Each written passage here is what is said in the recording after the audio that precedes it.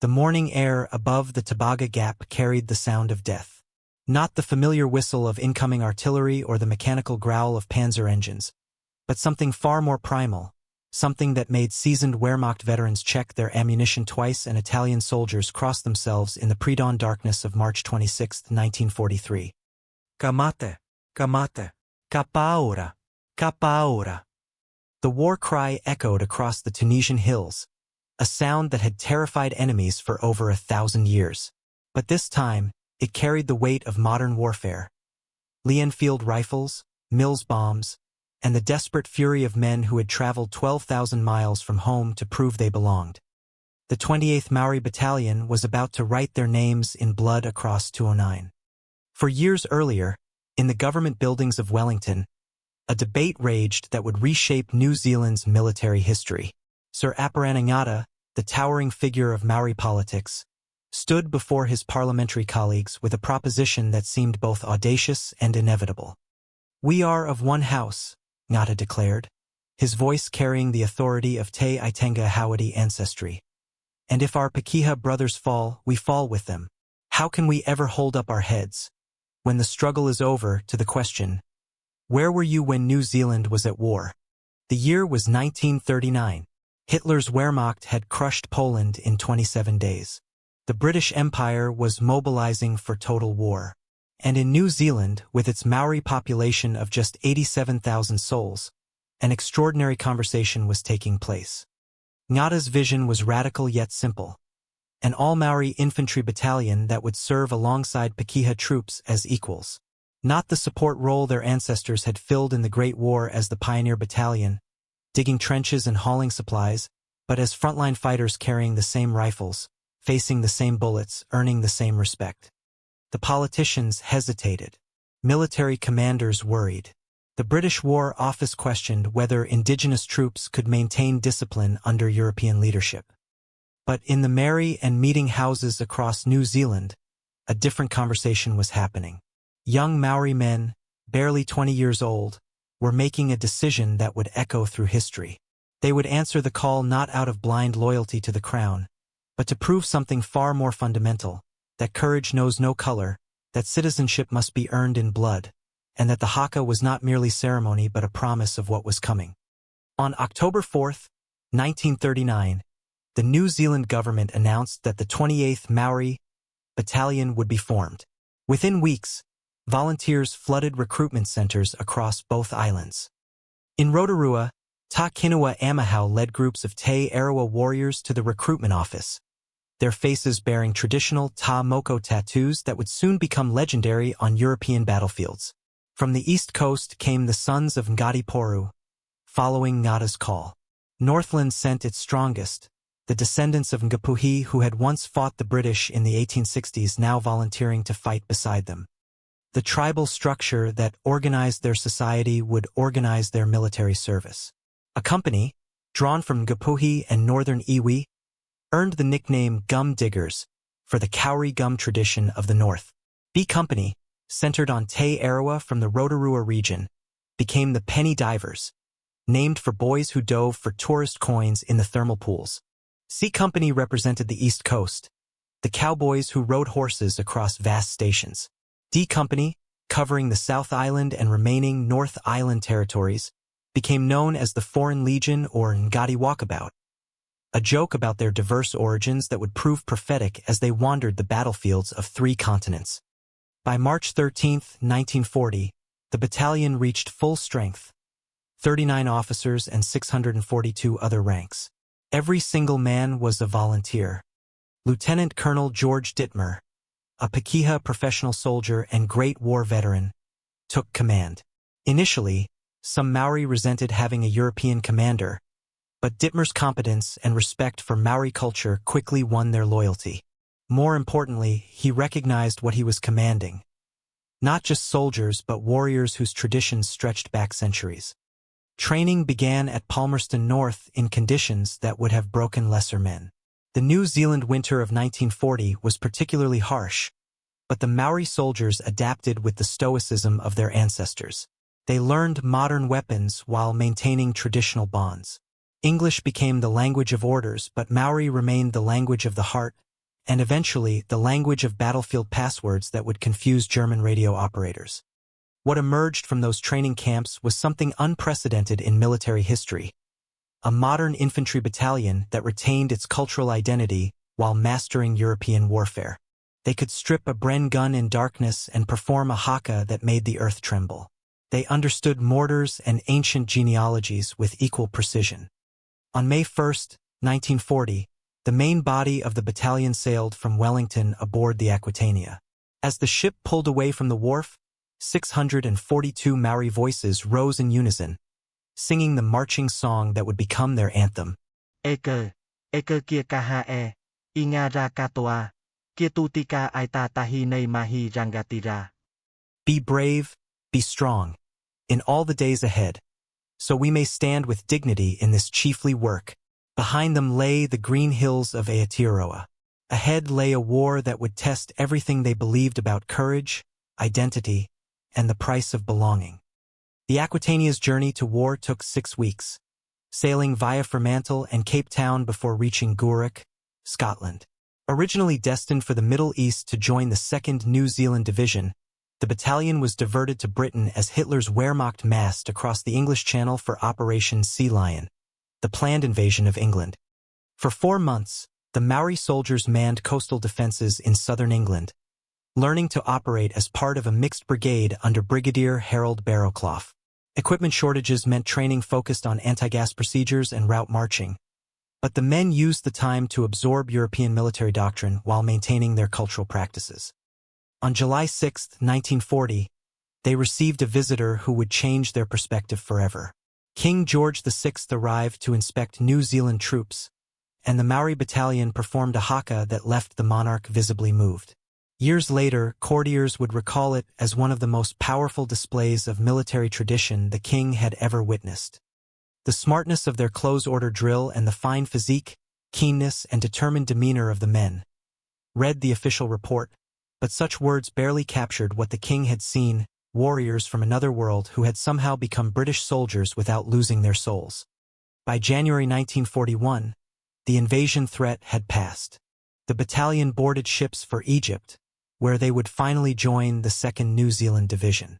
The voyage through the Mediterranean brought them to a landscape that seemed designed for warriors.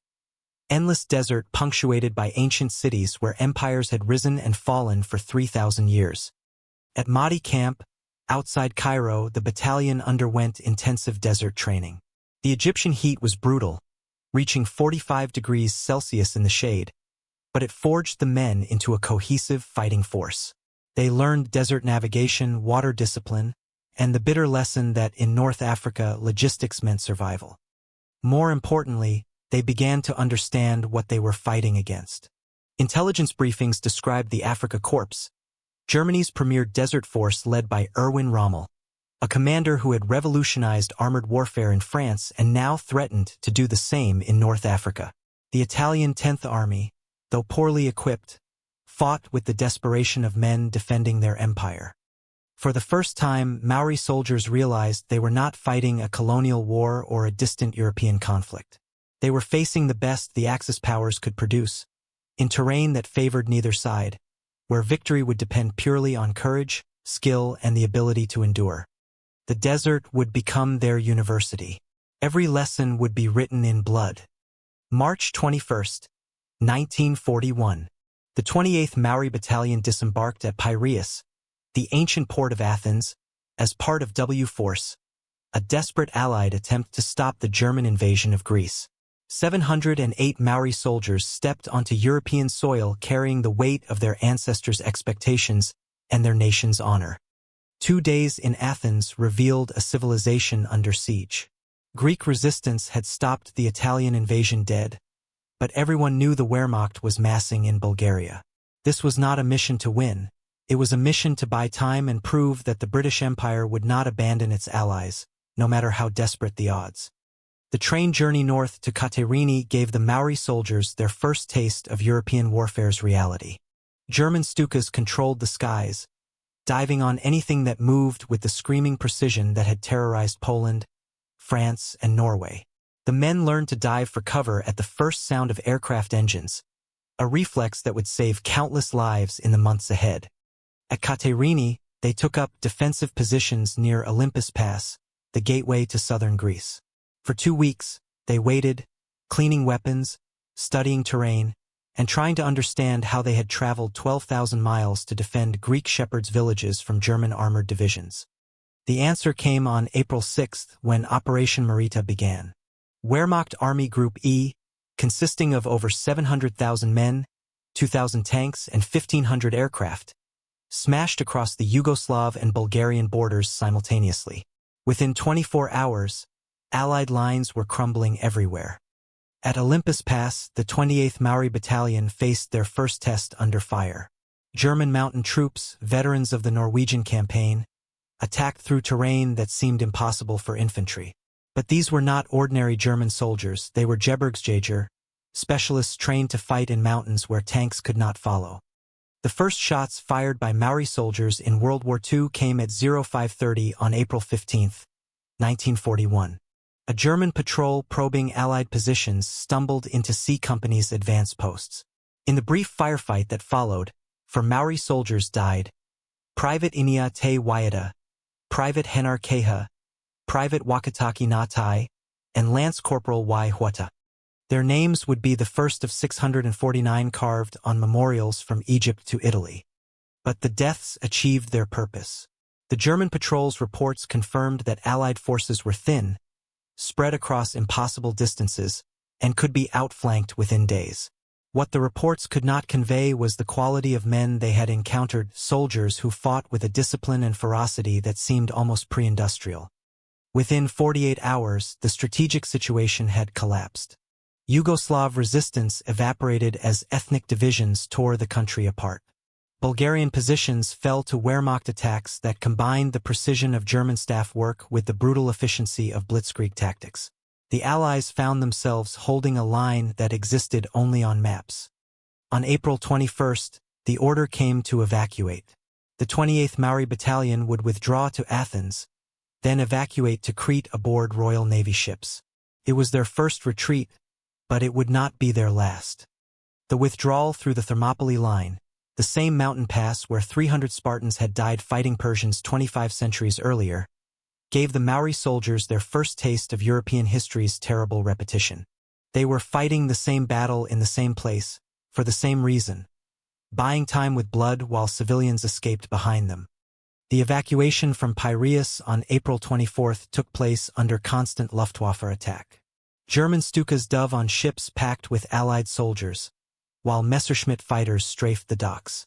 The Maori battalion lost 10 men killed and 81 captured during the withdrawal, but the majority reached Crete with their weapons and their determination intact. As their transport ship sailed south across the wine-dark Aegean Sea, the surviving members of the 28th Maori Battalion had learned their first lesson about modern warfare. Courage was not enough. Equipment, air support, logistics, and above all, realistic strategic planning made the difference between victory and evacuation. But they had also learned something else. Under fire, they had not broken. Their discipline held. Their officers led from the front. When German mountain troops attacked positions held by Maori soldiers, they found men who fought with the same uncompromising intensity their ancestors had brought to intertribal warfare. The Wehrmacht had won the Battle of Greece in 18 days. But they had encountered something that would haunt them across 3 years of desert warfare: New Zealand soldiers who would rather die than dishonor their ancestors. Crete rose from the Mediterranean like a fortress designed by gods. A mountainous island 160 miles long and 35 miles wide, dominated by peaks that reached 8,000 feet above sea level. For the 28th Maori Battalion, arriving on April 25, 1941, it represented both sanctuary and trap. The Allied garrison on Crete totaled approximately 42,000 troops. British, Australian, New Zealand, and Greek forces hastily assembled after the evacuation from Greece. Command fell to New Zealand's Lieutenant General Bernard Freyberg, a Victoria Cross winner from the Great War who understood exactly what he was defending: the Eastern Mediterranean's most strategic island, the key to Egypt, and possibly the entire Middle Eastern theater. The problem was equipment. Most heavy weapons had been abandoned in Greece. The Royal Navy controlled the seas around Crete, but the Luftwaffe controlled the skies. German air bases in occupied Greece were only minutes flying time away, while the nearest Allied airfields lay in Egypt, over 300 miles to the south. For the Maori Battalion, assigned to defend Platanias on the north coast near Malim Airfield, the strategic situation was simple. If German airborne forces captured Malim, they could fly in reinforcements faster than the Royal Navy could stop them. Everything depended on holding that single runway. The men used the 3 weeks before the German attack to prepare positions that combined European engineering with Pacific ingenuity. They dug weapon pits with overlapping fields of fire, created communication trenches that allowed movement under cover, and established supply dumps that could sustain combat for days. More importantly, they studied the terrain until every man knew exactly where he would fight and die if necessary. At dawn on May 20, 1941, the sky above Crete filled with aircraft carrying the German 11th Air Corps, over 14,000 paratroopers and glider troops in the largest airborne assault in military history. Operation Mercury had begun. The first German gliders came down like falling stars, carrying Wehrmacht paratroopers who had trained for this moment for over a year. They landed expecting to find demoralized Allied troops still shaken from the evacuation of Greece. Instead, they found Maori warriors who had been waiting 3 weeks for this fight. The initial German assault on Malim Airfield struck the 22nd New Zealand Battalion defending the runway itself. As casualties mounted and German reinforcements poured in, Brigadier James Hargest made a decision that would haunt him for the rest of his life. He ordered 1 company from the 23rd Battalion and 1 company from the 28th Maori Battalion to counterattack at dawn on May 22nd. C Company of the Maori Battalion, led by Captain Arapita Awatir, advanced through darkness toward German positions that bristled with machine guns, mortars, and the fanatical determination of Fallschirmjäger, who knew that failure meant death or capture on an island surrounded by enemy warships. What happened next became legend. As dawn broke over the blood-soaked airfield, German defenders heard a sound that seemed to come from another age, the rhythmic chanting and stamping of a Maori haka, growing louder as 200 warriors approached their positions. Kamate, kamate, kapaora, kapaora. The psychological effect was devastating. German paratroopers, among the most elite troops in the Wehrmacht, found themselves facing enemies who seemed to welcome death, who advanced into machine gun fire while performing a war dance that made the earth shake beneath their feet. The attack succeeded beyond all expectations. Maori soldiers used bayonets, grenades, and pure ferocity to clear German positions that had been holding since the first day of the invasion. For 3 hours, they held ground that controlled access to Malim Airfield. But success came at a terrible price. When the survivors withdrew at daylight, forced back by German Stukas that ruled the morning sky, they left 33 dead behind. Among them was 2nd Lieutenant Moana Nuyakiwa Ngarama's cousin, Arnold Reedy, whose last words were reportedly, "Tell my mother I died like a warrior." The battle for Crete was effectively lost when German transport aircraft began landing at Malim on May 23rd, but the Allied evacuation continued for another week. During that time, the 28th Maori Battalion fought rearguard actions that bought precious time for thousands of Allied soldiers to escape. The most famous engagement came on May 27th at 42nd Street, a sunken road near Suda Bay where the depleted 5th New Zealand Brigade made its final stand. As German mountain troops advanced down the coastal road, supported by Stukas that had been bombing Allied positions for 7 days, the Maori Battalion led a bayonet charge that shattered an entire German battalion. Oberstütz, commanding the 1st Battalion of the 85th Mountain Regiment, later described the encounter in his official report. The enemy attacked with unbelievable ferocity, using bayonets and war cries that seemed to come from prehistoric times. My men, veterans of campaigns in Poland, France, and Norway, were shaken by the intensity of the assault. We lost 280 killed, including 4 company commanders. The German report failed to mention that the war cries were haka performed by men who knew they were probably fighting their last battle, or that the prehistoric tactics represented a warrior tradition that had been tested in combat for over 1,000 years. By May 31st, the evacuation was complete. Over 16,000 Allied soldiers had escaped to Egypt, but 12,000 remained behind as prisoners. The 28th Maori Battalion suffered 243 casualties during the 18-day battle, 74 killed, 102 wounded, and 67 captured. More importantly, they had established a reputation that would follow them across 3 years of desert warfare. German intelligence reports began referring to New Zealand Maori troops as a distinct category, requiring special tactical considerations. Italian intelligence officers noted that prisoners taken from Maori units showed unusual resistance to interrogation and maintained military discipline even in captivity. But perhaps the most significant reaction came from an unexpected source. In the mountains of Crete, German paratroopers who had survived the Maori attacks began telling stories that spread through the Wehrmacht like wildfire. Stories of enemy soldiers who seemed immune to fear, who attacked with primitive weapons and modern tactics, who died singing songs in a language that sounded like the wind over mountains. By the time the 28th Maori Battalion reached Egypt in June 1941, their reputation had preceded them. They were no longer colonial volunteers seeking to prove their worth. They were veterans who had faced the Wehrmacht's elite and emerged with honor intact.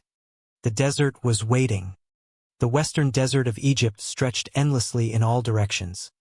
A landscape so hostile that it seemed designed to test human endurance. Temperatures soared past 50 degrees Celsius during the day and plummeted below freezing at night. Sandstorms appeared without warning, reducing visibility to zero and turning the simplest movements into exercises in survival. For the 28th Maori Battalion, regrouping at Mahdi Camp in July 1941, the desert represented a new kind of warfare entirely.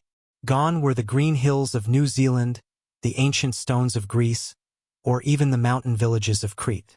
This was a battlefield where logistics mattered more than courage, where a broken water pipe could kill more men than enemy action.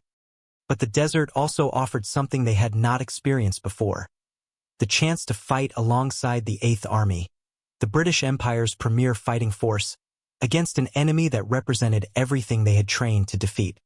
Lieutenant General Erwin Rommel's Afrika Korps had arrived in North Africa in February 1941 with a mission to prevent complete Italian collapse. By July, Rommel had transformed a defensive assignment into an aggressive campaign that pushed British forces back to the Egyptian border. His reputation for tactical brilliance, combined with the Afrika Korps' superior equipment and training, made him the most feared German commander outside the Soviet Union. What Rommel did not know was that he was about to encounter something unprecedented in his military experience. An enemy that combined European military training with a warrior ethos that predated the Roman Empire. The education began in November 1941, when the 8th Army launched Operation Crusader, a massive offensive designed to relieve the siege of Tobruk and drive Axis forces out of Cyrenaica. The 28th Maori Battalion, now part of the 5th New Zealand Infantry Brigade, received orders to capture Sollum, a fortified town on the Egyptian-Libyan border held by Italian forces. The attack on November 23 began before dawn, with artillery bombardment followed by infantry assault. What the Maori soldiers found in Sollum was their first taste of European fortress warfare. Concrete bunkers, interlocking fields of fire, and defenders who had been preparing for months. The Italian garrison consisted of approximately 400 men from the 60th Infantry Regiment, veterans of the Ethiopian campaign who understood desert warfare. They had no intention of surrendering to colonial troops, regardless of their reputation. They were wrong. The assault lasted 4 hours. C Company, led by Major Charles Bennett, used tactics that combined military textbook precision with adaptations learned from their ancestors. Small groups advanced under covering fire, using whatever terrain features existed for concealment, while other groups worked around the flanks to attack from unexpected directions. But the decisive factor was not tactical innovation. It was the sight of Maori soldiers advancing toward Italian positions while performing haka. Defenders who had held their positions against British and Australian attacks found themselves facing enemies who seemed to draw strength from combat itself. Private Pietro Rossi of the 60th Infantry Regiment survived the battle and later described the experience in a letter to his family. They came toward us singing and shouting in a language I had never heard. At first we thought they were drunk, but then we realized they were doing some kind of war dance as they attacked. I have never seen anything like it. They did not seem afraid of our machine guns. By noon on November 23, Sollum had fallen. The Italian garrison lost 47 killed and 247 captured. Maori casualties were 18 killed and 33 wounded, including Lieutenant Colonel George Dittmer, who was struck by artillery fire during the final assault. The capture of Sol Lum established a pattern that would define Maori battalion operations for the next 18 months. Thorough preparation, aggressive execution, and casualties rates that reflected their willingness to accept losses that other units considered unacceptable. But Sol Lum was only the beginning. 3 days later, the battalion attacked a German motorized column at Minister, demonstrating their ability to adapt to mobile desert warfare. German reports noted that the attackers showed unusual tenacity and maintained cohesion under artillery fire. More significantly, prisoners taken at Minister provided the first German intelligence assessment of Maori troops. The report, forwarded to Afrika Korps headquarters, described them as colonial infantry of above-average quality, with high morale and discipline.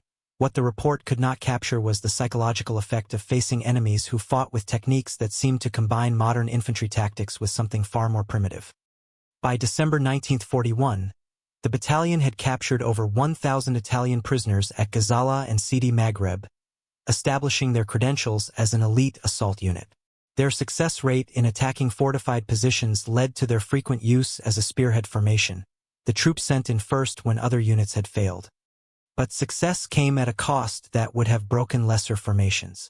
By January 1942, the battalion had lost 96 killed and 214 wounded since arriving in North Africa. Replacement drafts from New Zealand helped maintain strength, but could not replace the combat experience being lost with each casualty.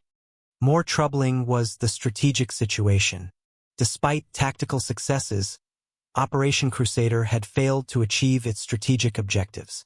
Rommel's Afrika Korps, reinforced with new Panzer Mark III and Mark IV tanks, had launched a counteroffensive in January that pushed 8th Army forces back toward Egypt. The 28th Maori Battalion found itself fighting a series of delaying actions, using their hard-won desert experience to slow German advances while Allied forces regrouped. It was professional soldiering of the highest order, but far different from the glory they had imagined when sailing from New Zealand 20 months earlier. The real test was coming. Intelligence reports indicated that Rommel was preparing a major offensive designed to capture Tobruk and drive all the way to Alexandria. If successful, it would give Germany control of the Suez Canal and access to Middle Eastern oil fields. The 28th Maori Battalion would face the Afrika Korps at full strength, in terrain of Rommel's choosing, with the fate of the entire Mediterranean theater hanging in the balance. They had learned desert warfare fighting Italians. Now they would discover what it meant to face the finest army in the world, commanded by the most innovative general of his generation, in a battle that would determine whether the British Empire survived. May 26, 1942. The Gazala Line, stretching 40 miles south from the Mediterranean coast into the Libyan desert, represented the 8th Army's last defensive position before Egypt itself. Behind extensive minefields and concrete strongpoints, British, South African, Indian, and New Zealand forces waited for Rommel's expected offensive. For the 28th Maori Battalion, positioned in the line's northern sector, the approaching battle represented both opportunity and existential threat. Intelligence reports suggested the Afrika Korps had been reinforced with over 400 tanks, including new Panzer Mark IV specials whose long-barreled 75mm guns could penetrate any British armor at ranges exceeding 2,000 meters. At 0230 hours, Operation Venezia began. Rommel's plan was characteristically audacious. A frontal demonstration against the northern Gazala Line, while his main force, the Afrika Korps, 90th Light Division, and Italian Trieste and RE divisions, swept around the southern end of Allied positions in a massive enveloping movement. The feint attack struck directly at positions held by the 1st South African Division and 5th New Zealand Infantry Brigade. German artillery, including the feared 88mm dual-purpose guns, began systematic bombardment at dawn, while Stuka dive bombers attacked anything that moved. For the Maori Battalion, dug in near the coast road, the bombardment represented the heaviest artillery concentration they had yet experienced. Shells fell with mechanical precision, walking across defensive positions in patterns designed to suppress defenders rather than destroy them outright. Private Tame Par Atta of a company later described the experience. The shells came down like rain, but steady rain, not the scattered drops of a storm. You could hear them coming from far off, then getting louder until the sound filled everything. When they exploded, the ground would jump like it was alive. But we stayed down and waited, because we knew the real attack would come after the shelling stopped. At 0800 hours, German infantry from the 15th Panzer Division began probing attacks against New Zealand positions. What they encountered was defensive fire of unprecedented accuracy, delivered by men who had learned to shoot in country where a missed shot might mean starvation. But the probe attacks were only designed to fix Allied attention on the northern sector while Rommel's main force executed their flanking movement. By afternoon, German tanks were pouring through the gap south of Berhakim, threatening to encircle the entire Gazella line. The next 18 days produced some of the most complex mobile warfare of the entire North African campaign. Both sides maneuvered constantly, seeking tactical advantage in terrain that offered few natural defensive positions. Battles raged around strong points with names that would become legendary. Knightsbridge, the Cauldron, Berhakim. For the 28th Maori Battalion, the Gazala fighting provided advanced education in mechanized warfare. They learned to coordinate with armor, call in artillery support, and most importantly, maintain unit cohesion when surrounded by enemy forces. The education was expensive. By June 13th, when the Gazala line finally collapsed, the battalion had lost 43 killed and 112 wounded. Among the dead was Major Arapita Awatir, C Company commander, killed by a German sniper while reconnoitering enemy positions. But they had also inflicted losses that worried German commanders. Afrika Korps intelligence reports began noting that attacks on positions held by New Zealand Maori troops required significantly more preparation and resulted in higher casualties than similar attacks on other Allied formations. More importantly, they had earned the respect of their enemies. German prisoners captured during the Gazala fighting consistently mentioned the ferocity of Maori defensive fire and their unwillingness to surrender even when surrounded. Italian prisoners reported that Maori soldiers seemed to fight harder when casualties mounted, rather than losing morale like other units. The collapse of the Gazala line forced another withdrawal, this time all the way back to El Alamein, a railway station 60 miles west of Alexandria. For the British Empire, it represented the last defensible position before Egypt's heartland. For the 28th Maori Battalion, it meant they would finally face Rommel's Afrika Korps in a battle where retreat was impossible. The retreat itself provided lessons in professional soldiering that would serve them well in battles to come. They learned to conduct fighting withdrawals, destroying equipment and supplies that might be useful to the enemy while maintaining unit discipline under constant pressure. Private Y. Huada of B Company recorded the experience in his diary. "We moved at night, always at night, because the German planes owned the day. Every morning we would dig in somewhere new, and every evening we would pack up and move again. The officers never told us where we were going, but we knew we were heading toward Egypt. You could tell by the way the sun came up, always in the same place relative to our march." By July 1, 1942, the 28th Maori Battalion had taken up positions in the El Alamein line, approximately 20 miles south of the Mediterranean coast. Intelligence reports indicated that Rommel intended to launch his final offensive within days, aimed at capturing Alexandria and the Suez Canal. Everything the battalion had learned during 9 months of desert warfare would be tested in the coming battle. More importantly, they would discover whether courage, discipline, and warrior tradition could overcome the technological advantages and tactical brilliance of the most successful army in modern history. The Desert Fox was about to meet warriors who had been bred for war across 1,000 generations. El Alamein was not a place but a concept, a 40-mile gap between the Mediterranean Sea and the impassable Qatar Depression, where geography forced armies to fight face-to-face with nowhere to retreat. For Lieutenant General Bernard Montgomery, newly appointed to command the 8th Army, it represented the perfect defensive position. For Rommel, it was the gateway to Cairo, Alexandria, and the Suez Canal. The First Battle of El Alamein began on July 1, 1942, with German reconnaissance units probing Allied positions to identify weak points for the main assault. The 28th Maori Battalion, now veterans of 8 months of desert warfare, occupied positions in the northern sector alongside the 9th Australian Division. Their defensive positions reflected hard-won experience. Weapon pits were deeper and better camouflaged than those they had dug at Gazala. Communication trenches connected strong points, allowing movement under cover. Most importantly, they had learned to sight their positions to take advantage of the desert's few tactical features. Slight ridges, shallow wadis, areas of harder ground that might channel enemy attacks. At 0330 hours on July 15th, the Afrika Korps launched their assault on the El Alamein line. The attack began with artillery bombardment from over 200 guns, including the 88mm pieces that had dominated previous battles. German shells fell with scientific precision, targeting command posts, communication centers, and suspected ammunition dumps. What followed was mechanized warfare at its most sophisticated. German armor, supported by motorized infantry and dive bombers, attacked in coordinated waves designed to overwhelm defensive positions through sheer firepower and tactical mobility. They encountered something they had not expected: defensive fire delivered with accuracy that seemed almost supernatural. The Maori soldiers had spent 8 months learning to read desert terrain, to estimate ranges in air so clear that distant objects seemed closer than they were, and to coordinate their fire for maximum effect. When German tanks approached their positions, they found themselves under crossfire from multiple directions, delivered by men who had learned to shoot in forests where a missed shot meant going hungry.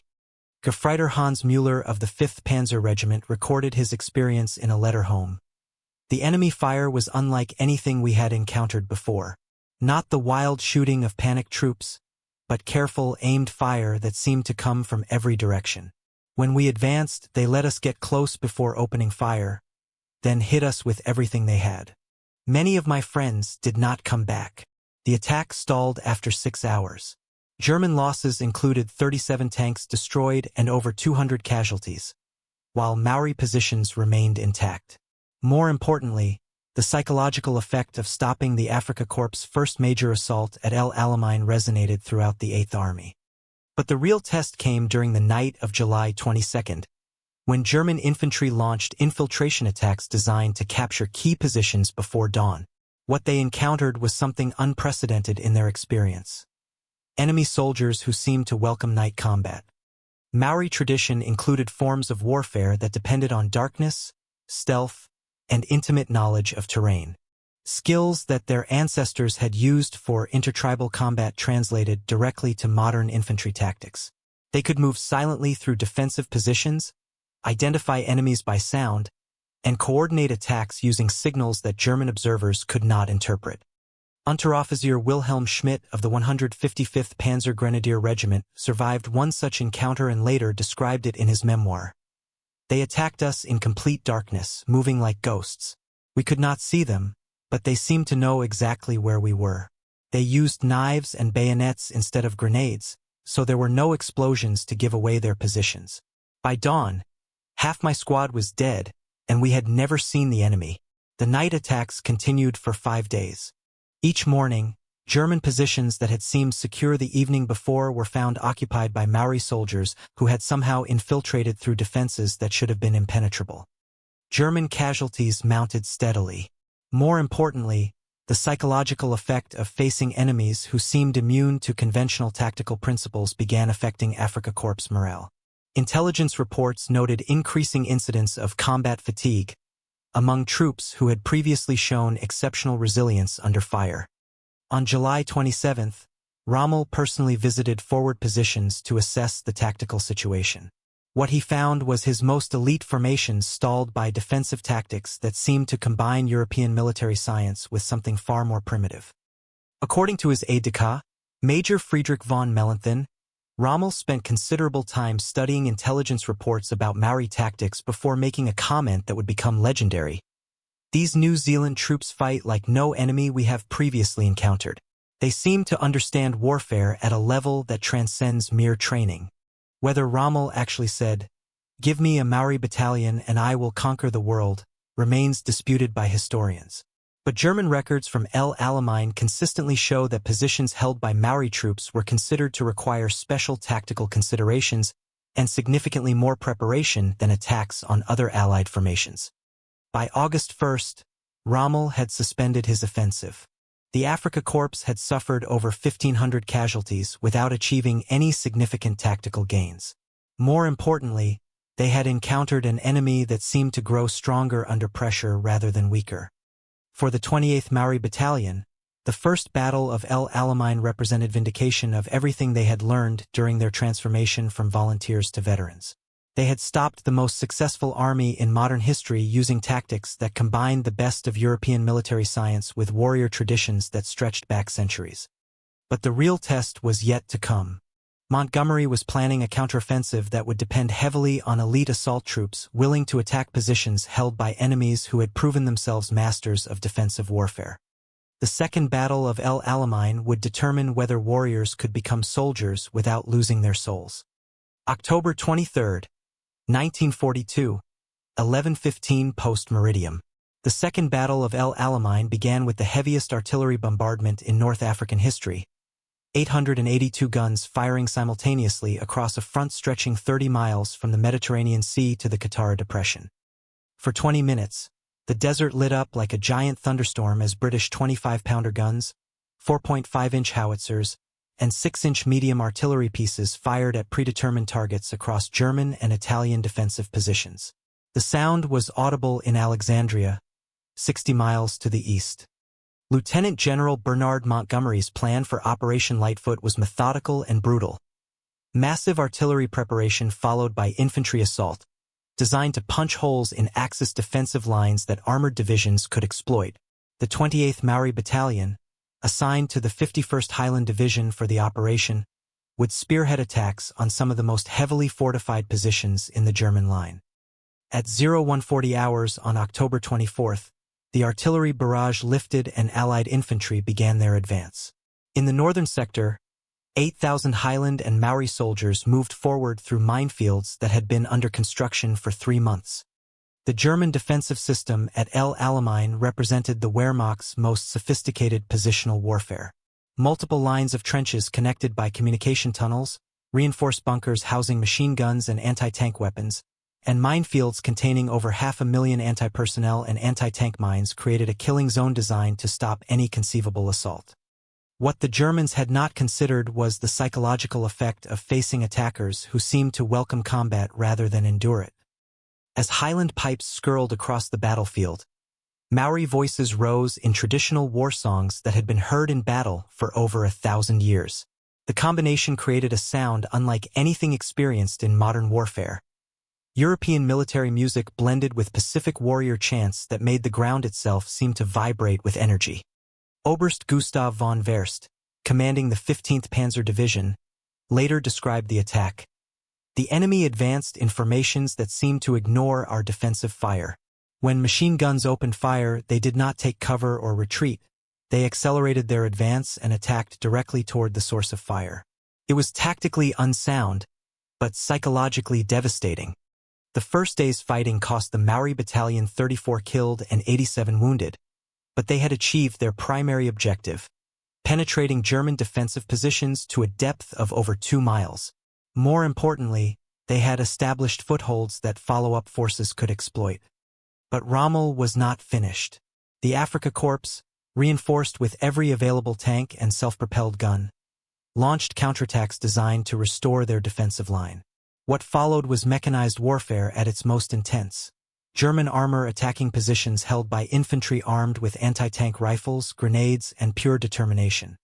Private Hone Tahura of C Company was manning a forward observation post when German tanks approached his position on October 25. His account, recorded after the battle, provides insight into how individual soldiers coped with combat stress that would have broken less determined men. There were 6 tanks coming toward us, Mark IVs with the long guns that could kill you from over a mile away. My job was to call in artillery fire, but the radio was dead, taken out by shrapnel earlier that morning. So I stayed in position and watched them come. When they got close enough, I could see the commanders in their turrets, looking for targets. That's when I realized they couldn't see me if I stayed still, and I started thinking about how to kill tanks with what I had. Tahura's solution was characteristically direct. He waited until the lead tank was within 50 meters of his position, then threw a Mills bomb down the tank's open commander's hatch. The resulting explosion killed the crew and blocked the advance route for the tanks following behind. Similar acts of individual courage occurred throughout the battalion during the Second Battle of El Alamein. Men faced situations that required split-second decisions between survival and duty, and consistently chose duty. The cumulative effect was tactical performance that exceeded what military planners thought possible from infantry units.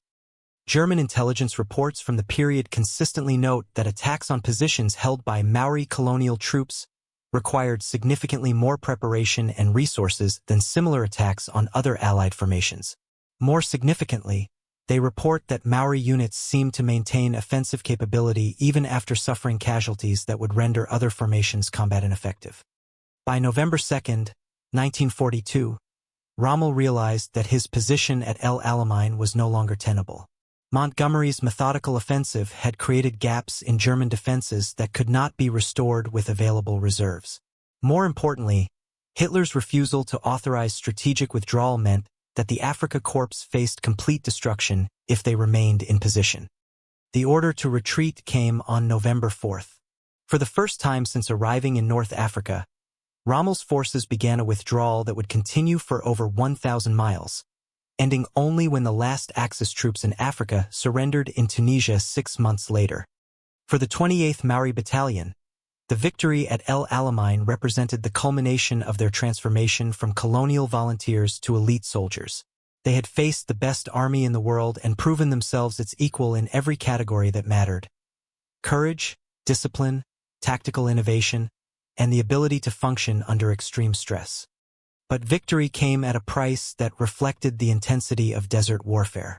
The battalion lost 128 killed and 293 wounded during the Second Battle of El Alamein, casualties that would have destroyed lesser units but seemed to strengthen Maori determination to see the war through to final victory. More importantly, they had established a reputation that would influence their tactical employment for the remainder of the war. They were no longer colonial troops learning European warfare.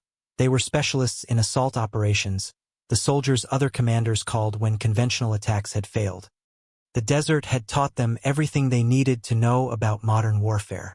Now they would apply those lessons in terrain and conditions that would test every skill they had learned.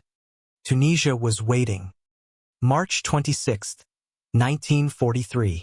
The Tebaga Gap, a narrow passage through the hills of southern Tunisia, represented the last natural barrier protecting the Mareth Line, the German-Italian defensive system that guarded the approaches to Tunis. For the 8th Army, capturing the gap meant outflanking Axis forces and opening the road to final victory in North Africa. For 2nd Lieutenant Te Moananu Ngaramu of the 28th Maori Battalion, it meant leading his platoon up the rocky slopes of 209, a hill feature that controlled the entire gap. Operation Supercharge 2 began at dawn with the heaviest artillery bombardment the desert had seen since El Alamein. Over 400 guns firing for 30 minutes at German and Italian positions dug into terrain that seemed designed for defensive warfare. The hills around Tebaga Gap rose directly from the desert floor, offering clear fields of fire in every direction while providing natural protection for defenders. The 28th Maori Battalion had been assigned to capture 209 and an adjacent hill feature they named Hikurangi, after the mountain in New Zealand where, according to Maori tradition, the first rays of sunlight touched the earth each day. The tactical situation was daunting. German intelligence estimated Allied strength at over 40,000 troops, supported by 600 tanks and complete air superiority. But the defenders held advantages that numbers could not overcome: prepared positions in terrain that favored defense, interior lines of communication, and the desperation of men who knew that defeat in Tunisia meant the end of the entire North African campaign. At 0630 hours, C Company began their assault on 209. The attack followed standard infantry doctrine: artillery preparation, followed by advance in small groups using whatever cover existed, with final assault at close range using grenades and bayonets. What made the attack extraordinary was not tactical innovation, but the men executing it. These were warriors who had learned their trade fighting Germans in Greece, Italians in Libya, and the Afrika Korps at El Alamein. They understood modern warfare at a level that transcended mere training, They had absorbed the lessons that could only be learned through prolonged exposure to combat. Ngaramu led from the front, as Maori tradition demanded of Rangataira. When his platoon encountered German machine gun positions that had survived the artillery bombardment, he personally attacked each one with grenades and submachine gun fire.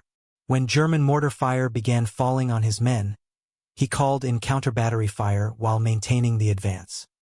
Most importantly, when it became clear that 209 was actually two hill features, a false crest followed by the actual summit, he made the decision that would earn him immortality. At 11:30 hours, Ngaramu's platoon reached what they thought was the summit of 209. Instead, they found themselves facing another hill feature 50 meters away, occupied by German positions that commanded the ground they had just captured. Tactical doctrine called for withdrawal and reorganization, followed by another artillery bombardment and renewed assault. Ngaramu chose to attack immediately. His decision reflected tactical judgment learned through 18 months of combat experience. German reinforcements were already moving toward 209, and any delay would allow them to coordinate defensive fire from multiple directions. More importantly, his men were at peak combat effectiveness, mentally and physically prepared for battle in a way that could not be recreated through reorganization. The assault on the true summit of 209 lasted 4 hours. Ngaramu's platoon, reduced to 23 men, fought German Panzer grenadiers in hand-to-hand combat among rocks and boulders that provided cover for both sides. When ammunition ran low, they used captured German weapons. When grenades were expended, they used bayonets and even stones. By 1500 hours, Ngaramu held the summit with 8 unwounded men. German counterattacks throughout the afternoon reduced that number to 4, then 2, then finally just Ngaramu himself and Private Tame Wilson. At 1740 hours, German artillery began the preparatory bombardment for a final counterattack. Ngaramu used his radio to call in counter-battery fire from New Zealand artillery, but the radio was damaged by shrapnel and contact was lost. German records indicate that the final assault on 209 began at 1815 hours with approximately 200 Panzer grenadiers supported by mortar and machine gun fire. They expected to find defensive positions abandoned or held by demoralized survivors. Instead, they found Te Moananui Ngaramu firing a Thompson submachine gun from a standing position, singing traditional war songs while engaging targets at point-blank range. The official citation for Ngaramu's Victoria Cross reads, "Throughout the night the enemy repeatedly launched fierce attacks in an attempt to dislodge 2nd Lieutenant Ngaramu and his men, but each counterattack was beaten off by 2nd Lieutenant Ngaramu's inspired leadership and great personal courage. What the citation cannot convey is the psychological impact of facing an enemy who seemed to draw strength from combat itself, who fought with increasing intensity as casualties mounted, who maintained offensive capability even when surrounded by superior numbers." German survivors of the 209 fighting consistently reported that the final defender seemed immune to fear, that he continued attacking even when wounded, and that he died on his feet while engaging multiple targets simultaneously. 2nd Lieutenant Te Moananui Ngaramu was found the next morning surrounded by the bodies of 11 German soldiers. His Thompson submachine gun empty, but still gripped in hands that had refused to surrender. 209 fell to the next German attack, but the delay caused by Ngaramu's stand allowed Allied forces to consolidate their positions elsewhere in the Tebaga Gap. By March 28, the entire Marath line had become untenable, forcing German and Italian forces to withdraw to their final positions around Tunis. More importantly, Ngaramu's death established a template for courage under fire that would inspire New Zealand forces for the remainder of the war. He had demonstrated that individual determination, properly applied, could influence tactical situations that seemed hopeless. On June 4, 1943, it was announced that 2nd Lieutenant Te Moananui Ngaramu had been awarded the Victoria Cross, the first Maori to receive the British Empire's highest decoration for valor. The presentation ceremony at Ruatoria on October 6 brought together government leaders, military commanders, and thousands of Maori from throughout New Zealand. Sir Aparanangata, speaking at the ceremony, summarized what Ngaramu's sacrifice represented. "The price of citizenship has been paid in full. Our young men have proven themselves worthy of the nation they serve, and the nation has proven itself worthy of their sacrifice." But for the 28th Maori Battalion, Still fighting in Tunisia, Guerrema's death represented something more immediate, proof that warriors could become soldiers without compromising their identity, and that their ancestors' courage lived on in modern warfare. The war was not over. There were more hills to climb, more enemies to face, and more prices to pay. But they would face those challenges with the knowledge that one of their own had set a standard for courage that would be remembered as long as men spoke of war. April 20th, 1943. The limestone outcrop of Takruna rose 200 meters above the Tunisian coastal plain like a medieval castle, its sheer walls and narrow passages providing defensive positions that seemed impregnable. German and Italian forces, retreating from the collapsed Mareth line, had turned the ancient site into a fortress that commanded the approaches to Tunis. For the 8th Army, Takruna represented the last major obstacle before the final assault on the Axis bridgehead. For the 28th Maori Battalion, it would become the site of the most famous action in their history, and the most controversial. The tactical situation was complex. Allied forces had surrounded the Axis bridgehead in northern Tunisia, compressing over 250,000 German and Italian troops into an area barely 50 miles across. But that compression made every defensive position mutually supporting, turning individual hills and ridges into strong points that could hold up entire divisions. Takruna exemplified the problem. Its limestone cliffs provided natural protection against artillery fire, while its height allowed observers to direct defensive fire across miles of surrounding terrain. Previous attacks by British and South African forces had failed with heavy casualties, leading commanders to classify it as a position requiring siege warfare rather than direct assault. The 28th Maori Battalion had other ideas.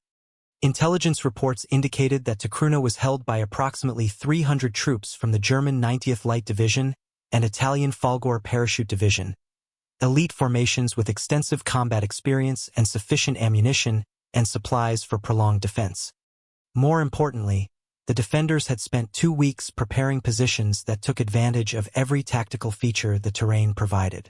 Caves and crevices in the limestone had been converted into bunkers for machine guns and mortars. Natural passages had been blocked with obstacles and mined.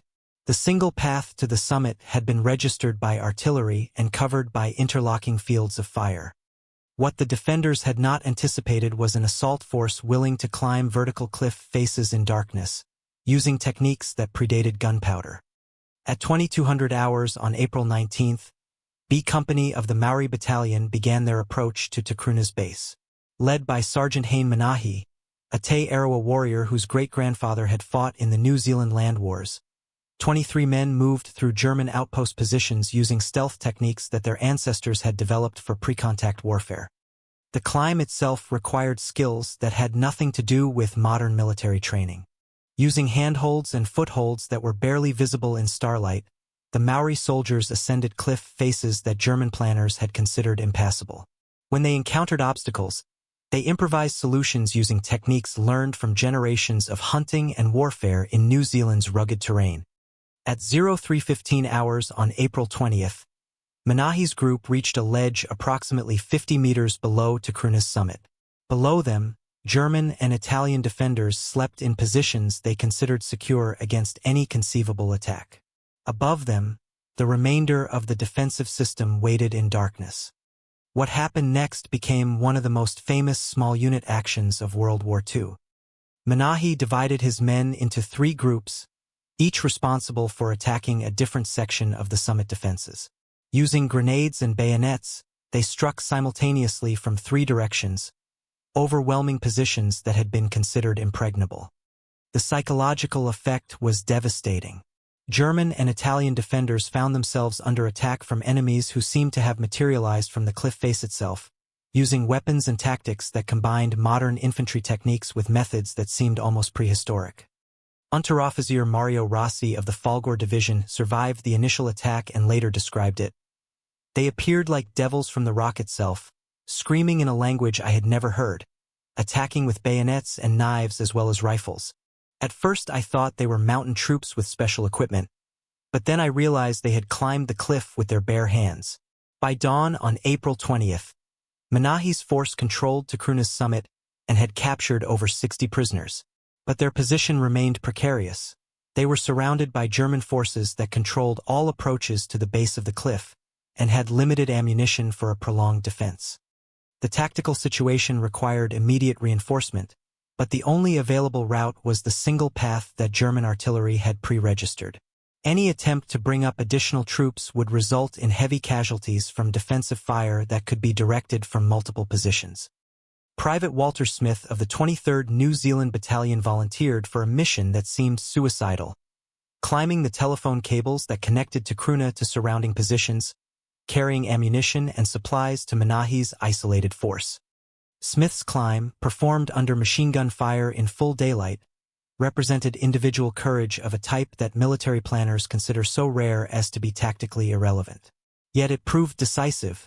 The ammunition he delivered allowed Menahi's force to hold their positions through 48 hours of continuous German counterattacks. More importantly, Smith's example inspired other volunteers to attempt similar missions. Over the next 2 days, a steady stream of New Zealand soldiers climbed Tekruna's cliffs under fire, carrying supplies and reinforcements to positions that official doctrine said could not be sustained. By April 22nd, the 28th Maori Battalion controlled all of Tekruna's key positions. German and Italian forces had suffered over 200 casualties attempting to recapture the summit, while losing their last major observation post in the northern sector of the Tunisian bridgehead. The tactical consequences were immediate. Allied artillery observers, positioned on Tekruna's summit, could direct fire across the entire remaining Axis defensive system. German and Italian forces, deprived of their primary observation point, found themselves fighting blind against enemies who could coordinate attacks from multiple directions. On May 13, 1943, the last Axis forces in North Africa surrendered. The Tunisian campaign was over, and with it, Germany's dream of controlling the Mediterranean and Middle East. For Sergeant Hein Menahi, the victory at Tekruna should have meant recognition commensurate with his achievement. Brigade and divisional commanders recommended him for the Victoria Cross, describing his leadership as the most gallant feat of arms witnessed during the entire North African campaign. Instead, he received the Distinguished Conduct Medal, a decoration for bravery, but not the highest honor available to British and Commonwealth forces. The reasons for downgrading Menahi's award remain controversial. Some historians suggest racial prejudice played a role, while others to bureaucratic procedures that made posthumous awards more likely than those for survivors. What is certain is that many New Zealand commanders, including Lieutenant General Bernard Freyberg, believed that Menahi deserved recognition equal to that received by Te Moananui Ngaramu. The controversy would persist for over 60 years. In 2005, the Waitangi Tribunal concluded that Menahi had been unfairly treated, but British authorities ruled that no additional Victoria Crosses could be awarded for World War II actions. Instead, Menahi's descendants received ceremonial recognition and a letter from Queen Elizabeth II acknowledging his gallantry. For the 28th Maori Battalion, Tekruna represented both triumph and injustice, proof of their capabilities as warriors and soldiers, but also evidence that recognition depended on factors beyond courage and effectiveness. The war would continue for 2 more years, through the mountains of Italy and the mud of Monte Cassino. But the lessons of Tekruna, that individual courage could overcome tactical obstacles, that warriors could adapt to any terrain, and that justice was not always proportionate to sacrifice, would influence everything that followed. The battalion had proven themselves capable of achieving the impossible.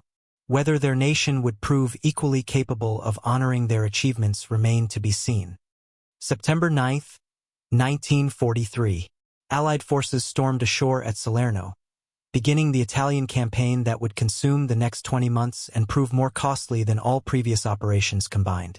For the 28th Maori Battalion, Italy represented a new type of warfare, entirely mountain combat in terrain where tactical advantages belonged to defenders who understood how to use altitude, weather, and limited lines of communication. The German army in Italy, commanded by Field Marshal Albert Kesselring, had spent months preparing defensive positions that took advantage of every geographical feature the peninsula provided. The Gustav Line, anchored on the monastery of Monte Cassino, represented the most sophisticated defensive system created during World War II. A maze of interconnected strongpoints, observation posts, and artillery positions that turned every river valley and mountain ridge into a killing zone. For soldiers who had learned their trade in the open terrain of North Africa, Italy presented challenges that required complete tactical relearning. Desert warfare had emphasized mobility, firepower, and the ability to maneuver around enemy positions. Mountain warfare emphasized patience, precision, and the willingness to attack positions that could only be approached from predictable directions. The transformation began during the advance north from Salerno. Instead of tank battles fought across miles of open ground, combat became a series of small unit actions centered on individual hills, ridges, and river crossings. Villages that might have been bypassed in the desert became major objectives, requiring methodical assault techniques and house-to-house fighting. At Orsagna, in December 1943, the 28th Maori Battalion received their first education in Italian defensive warfare. The town, perched on a hill overlooking the Moro River, had been fortified by the German 1st Parachute Division elite troops whose combat experience included Crete, North Africa, and the Russian front. The attack on December 15th began with artillery preparation that seemed adequate by North African standards. 2 hours of concentrated fire from 72 guns. But the rocky terrain that characterized Italian defensive positions absorbed shellfire that would have been devastating in the desert, while German bunkers built into hillsides provided protection that had not been available in North Africa. When C Company began their assault at 0600 hours, they encountered defensive fire from positions that had survived the bombardment intact. German paratroopers, fighting from prepared positions with unlimited ammunition and excellent observation, inflicted casualties at a rate that would have stopped less determined attackers. Private Tane Keat of C Company described the fighting. The Germans could see everything we did, but we could see nothing of them. When we moved forward, machine gun fire would come from 3 or 4 directions at once. When we tried to find cover, mortar rounds would start falling exactly where we were hiding. It was like fighting ghosts who could kill you but could not be killed themselves. The attack stalled after 4 hours with 57 casualties, including 2 company commanders killed by sniper fire. For the first time since Crete, the Maori Battalion had failed to achieve their objective despite maximum effort and acceptable losses. More importantly, they had encountered an enemy that seemed to understand defensive warfare at a level that transcended their previous experience. German defenders in Italy fought with the same determination that Maori attackers had shown in North Africa, but from positions that provided overwhelming tactical advantages. The lesson was clear: courage alone was no longer sufficient.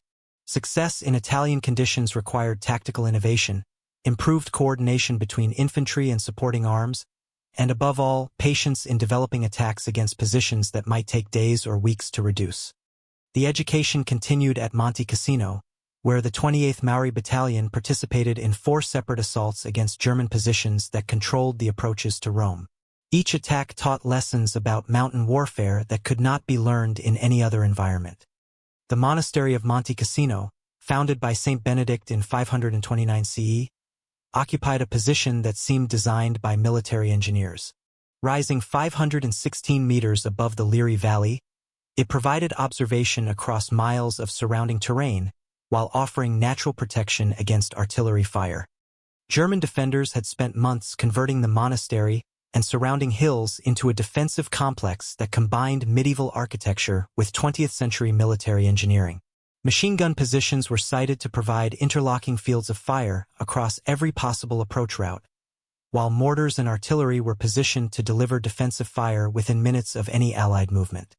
For the Maori soldiers, attacking Monte Cassino meant advancing uphill, across open ground, against enemies who could observe their movements from positions that were virtually immune to counter-battery fire. It was the opposite of every tactical principle they had learned in North Africa. The first assault, on February 17, 1944, began with the heaviest bombardment of the Italian campaign, 750 guns firing for 4 hours at German positions around the monastery. Allied commanders believed that no defensive positions could survive such concentrated fire, particularly when delivered at point-blank range. They were wrong. When the bombardment lifted and New Zealand infantry began their advance, German defensive fire opened from positions that seemed untouched by 4 hours of artillery preparation. Machine guns, mortars, and sniper rifles delivered carefully aimed fire that stopped the attack within 2 hours. A company of the Maori Battalion, tasked with capturing the railway station below the monastery, advanced to within 100 meters of their objective before encountering defensive fire that made further movement impossible. For 6 hours, they held positions under constant observation from German spotters who could direct artillery fire with pin accuracy. Captain Charles Bennett, a company commander, later described the experience. "We could see our objective clearly, it was right in front of us. But we might as well have been trying to capture the moon. Every time a man moved, mortar rounds would start falling exactly where he had been. The Germans seemed to know what we were going to do before we did it ourselves." The attack was called off after 8 hours with 128 casualties, including 16 killed. For the second time in 2 months, the Maori Battalion had failed to achieve their objective despite maximum effort and tactics that had succeeded in every previous campaign. The failure at Monte Cassino forced a fundamental reassessment of infantry tactics that had been developed during 3 years of desert warfare. Techniques that worked against German positions in North Africa were not only ineffective in Italian mountains, they were suicidal. What emerged was a new approach to infantry operations that emphasized patience over aggression, preparation over improvisation, and coordination over individual initiative. The warriors who had learned to trust their instincts and personal courage now had to learn to trust artillery schedules, communication procedures, and methodical planning that left little room for tactical flexibility. The transformation was psychologically difficult for soldiers whose combat identity had been built around aggressive offensive action. But it was also necessary. The alternative was destruction of the battalion through casualties that would serve no tactical purpose. By May 1944, when the Gustav Line finally collapsed, the 28th Maori Battalion had evolved into something unprecedented: warriors who had mastered both desert and mountain warfare, soldiers who could adapt to any tactical environment, professionals who understood that courage without intelligence was merely elaborate suicide. The cost of that education was 297 casualties during 5 months of fighting in Italy, killed, wounded, and missing rates that exceeded even their worst days in North Africa. But they had also achieved something more valuable than tactical success. They had proven that adaptation was possible, that warriors could become complete soldiers without losing their essential identity. The war was entering its final phase. German resistance was stiffening as Allied forces approached the Reich itself, but the outcome was no longer in doubt. What remained was to finish what they had started, to complete the price of citizenship that Sir Aparanangata had promised would earn them equality and respect. May 8, 1945.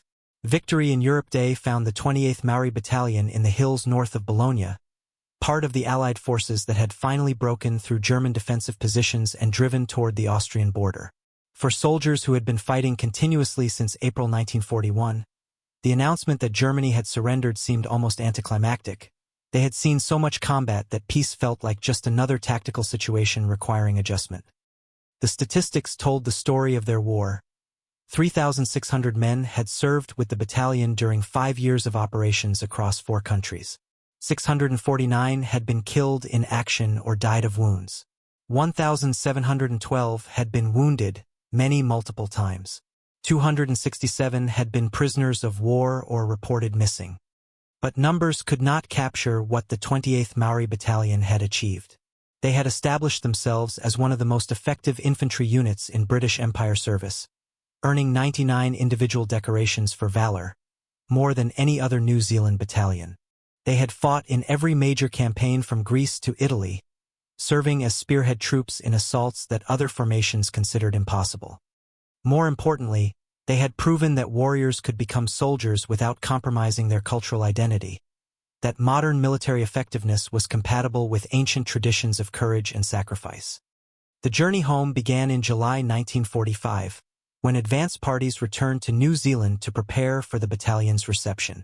What they found was a country that had changed dramatically during their 5 years of absence, urbanized, industrialized, and psychologically ready to acknowledge that the war had been won by soldiers whose skin color was irrelevant to their effectiveness.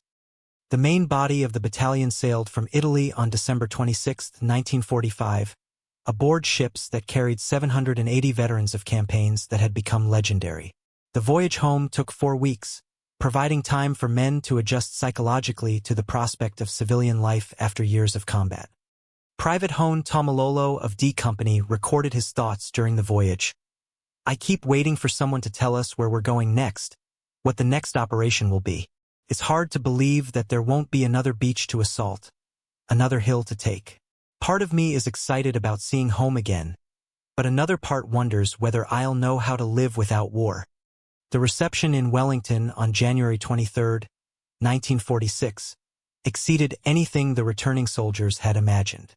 Thousands of New Zealanders, both Maori and Pakeha, lined the waterfront to welcome home warriors who had traveled further and fought harder than any previous generation. But the most significant moment came when Lieutenant Colonel James Henner, the battalion's final commanding officer, dismissed his men with words that summarized everything they had accomplished. "Go back to our mountains, go back to our people, go back to our Mary. But this is my last command to you all. Stand as Maori, stand as Maori, stand as Maori."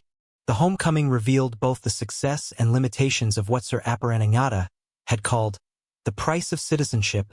The Maori battalion's reputation had indeed earned respect from Pakeha New Zealanders who had previously regarded Maori as second-class citizens. But institutional equality remained elusive.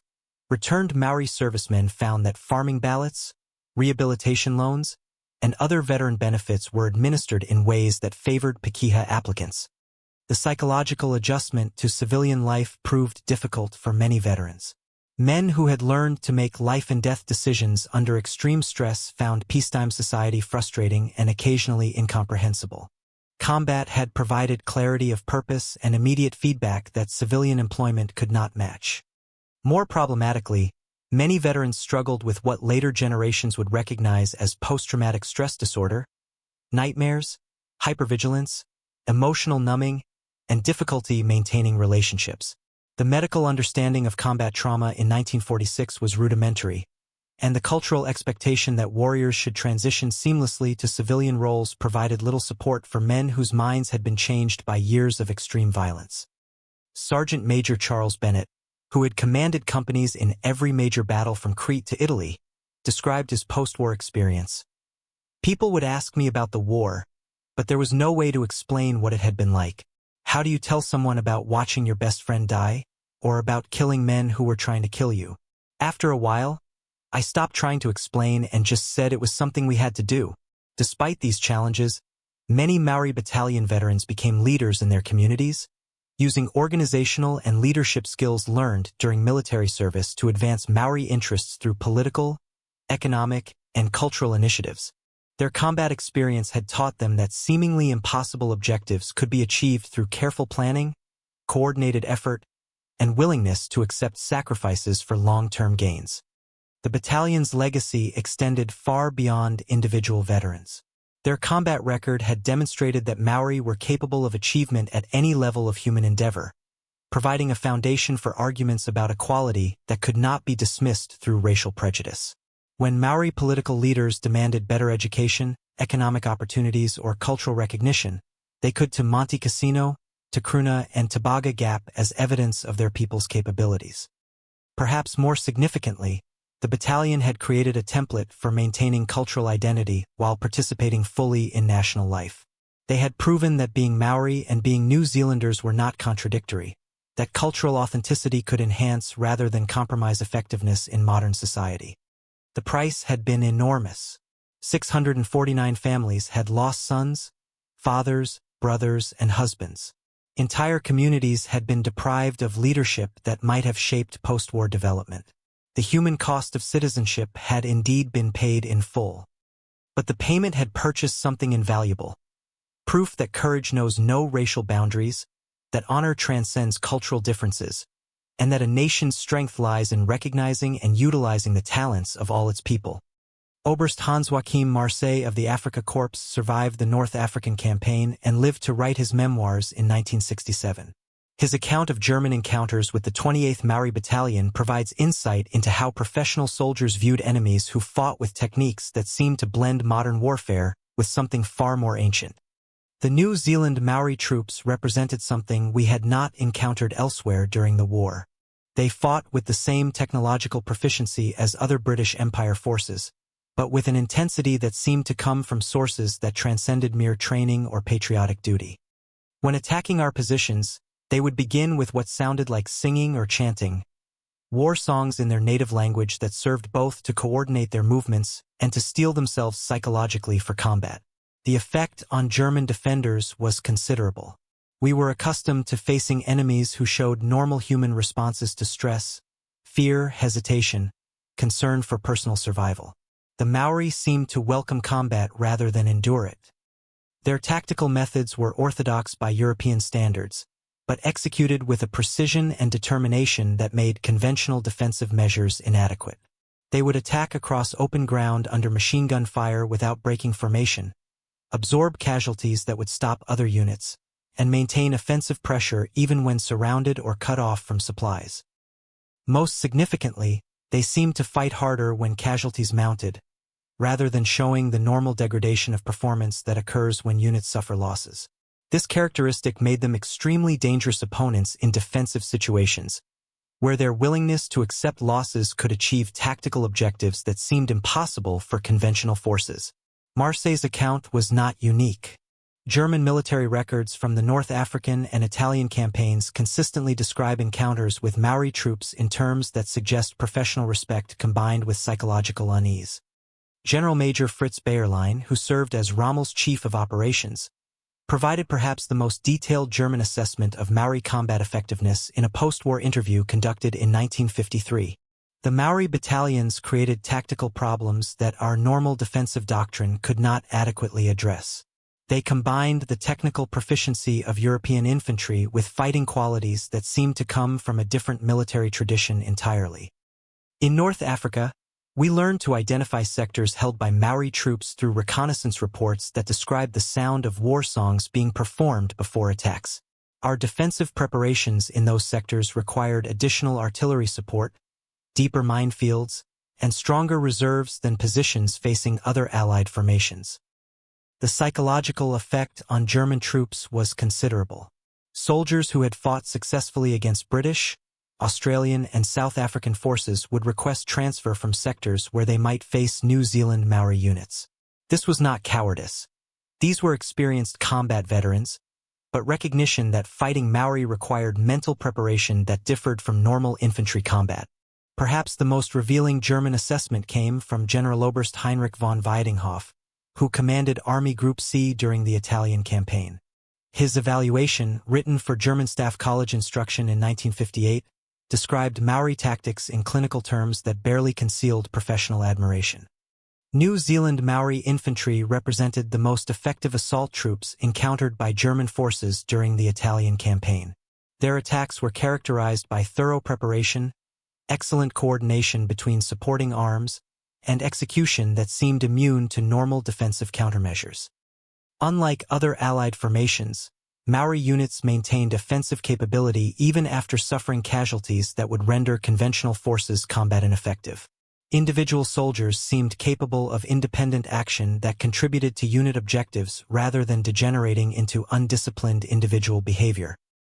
Most remarkably, Maori units demonstrated the ability to adapt their tactical methods to terrain and defensive systems that differed completely from their previous experience.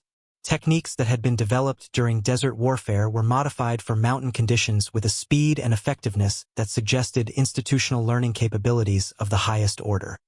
The German military's respect for Maori combat effectiveness was reflected in intelligence procedures that treated them as a distinct category requiring special consideration. German units facing sectors held by New Zealand forces were specifically briefed on tactics used by Maori battalions, and defensive preparations were modified to account for their particular methods. But perhaps the most significant German assessment came not from military professionals, but from common soldiers who had survived combat against Maori troops. Letters home, diary entries, and post-war interviews consistently describe encounters with enemies who seemed to represent something beyond normal military experience. Gefreiter Klaus Schmidt of the 15th Panzer Division wrote to his family after the Second Battle of El Alamein, "The enemies we face here are unlike anything we encountered in France or Russia. They attack with a ferocity that seems almost religious, singing songs as they advance toward our positions. When we fire on them, they do not take cover like other soldiers. They accelerate their attack and come directly toward our machine guns. It is very difficult to understand how men can behave this way, but it is even more difficult to stop them. Such accounts, repeated across 3 years and multiple campaigns, created a mythology around Maori troops that transcended normal military assessment. For German soldiers who had been taught that superior training and equipment guaranteed tactical superiority, encounters with enemies who fought according to different principles challenged fundamental assumptions about warfare itself. The cumulative effect was recognition, grudging but genuine, that the 28th Maori Battalion represented something unique in modern military history, warriors who had successfully adapted ancient traditions to 20th century warfare without losing the essential qualities that made them formidable opponents. Whether Erwin Rommel ever actually said, "Give me a Maori battalion and I will conquer the world," remains historically disputed. But German records consistently show that professional soldiers who had fought across Europe and North Africa regarded New Zealand Maori troops with a combination of respect and unease that bordered on awe. For warriors seeking recognition of their capabilities, no tribute could have been more meaningful than the admission of enemies who had learned to fear them. Captain Mario Benedetti of the R8 Armored Division survived capture at El Alamein and spent 3 years in Allied prisoner-of-war camps. His memoirs, published in Milan in 1962, provide an Italian perspective on combat against the 28th Maori Battalion that reveals how Axis forces perceived enemies whose fighting methods seemed to transcend conventional military doctrine. The New Zealand Maori were unlike any enemy we had faced during our campaigns in Ethiopia or Albania. They fought with modern weapons and European tactics, but with an intensity that suggested warfare was something more than mere politics or territorial disputes. When they attacked our positions near Gazala, they began with what sounded like religious ceremonies, chanting and rhythmic movements that seemed designed to prepare them psychologically for combat. At first, we thought this was primitive behavior that indicated poor discipline or inadequate training. We quickly learned otherwise. The attack that followed was methodical and professionally executed, but with a determination that made normal defensive measures inadequate. They would advance across open ground under artillery and machine gun fire without showing the hesitation or self-preservation instincts that characterize most infantry assaults. More remarkably, they seemed to fight harder when casualties mounted, rather than showing the degradation of performance that occurs when units suffer losses. Benedetti's observations were consistent with other Italian accounts of combat against Maori forces. The Regio Esercito, despite its reputation for poor performance during World War II, included professional soldiers who could recognize superior infantry when they encountered it. Lieutenant Colonel Giuseppe Mancinelli, who commanded the 3rd Battalion of the 61st Infantry Regiment during the Second Battle of El Alamein, provided perhaps the most detailed Italian assessment of Maori combat methods in a report written during his captivity in 1943. The enemy formations identified as New Zealand Maori demonstrated infantry capabilities that exceeded those of other British Empire forces encountered during the North African campaign. Their attacks were characterized by superior coordination between supporting arms, excellent individual marksmanship, and most significantly, the ability to maintain offensive pressure under defensive fire that would stop conventional formations. During the final assault on our positions, approximately 200 Maori soldiers attacked across 1,000 meters of open ground under fire from 4 machine gun positions, 2 mortar sections, and artillery support. Normal tactical doctrine suggests that such an attack should fail with casualties exceeding 50% before reaching our forward positions. Instead, the attacking force maintained formation and offensive capability throughout the advance, reaching our positions with sufficient strength to conduct hand-to-hand combat that resulted in the capture of our entire defensive sector. More significantly, prisoners taken during this action continued to resist interrogation with a discipline that suggested military professionalism of the highest order. Italian recognition of Maori combat effectiveness was particularly significant because it came from soldiers who had no cultural or political incentives to praise Allied capabilities. The Regio Esercito was fighting for national survival, defending territory that Italy had controlled since the previous century. Acknowledging enemy superiority served no propaganda purpose and reflected genuine professional assessment.